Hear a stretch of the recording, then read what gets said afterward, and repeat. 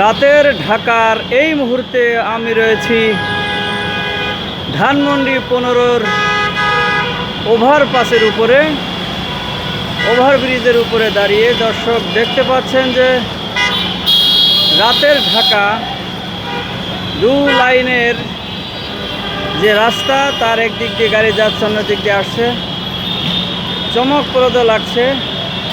এখানে যদি বলে দেওয়া না হয় তাহলে বোঝার উপায় নেই যে এটি আসলে কোথায়।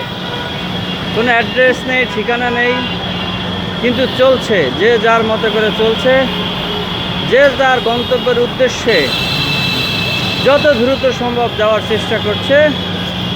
এই হলো ব্যস্ত নগরী ঢাকার জীবনযাত্রার অবস্থা। আমি যদি একটু ব্যাক সাইড অর্থাৎ অপোজিট সাইড ঘুরিয়ে দেখাই আপনাদেরকে, ততক্ষণ আমার সাথেই থাকুন। এই হচ্ছে অপোজিট রাস্তা, যেটি দিয়ে আপনি যেতে পারেন হচ্ছে বিডিআর পিলখানা। যার যেই বিডিআর পিলখানা নিয়ে এত রটনা ঘটনা, এত কাহিনী, গল্প কাহিনী একটু হার মানায়, সেই বিডিআর পিলখানার গেটে যাওয়া যায় এদিক দিয়ে। আমার হাতের ডান পাশে রয়েছে রায়ের বাজার যাওয়ার স্থান, আমার হাতের বাম পাশে রয়েছে ধানমন্ডি লেক এদিক দিয়ে। যার ঠিক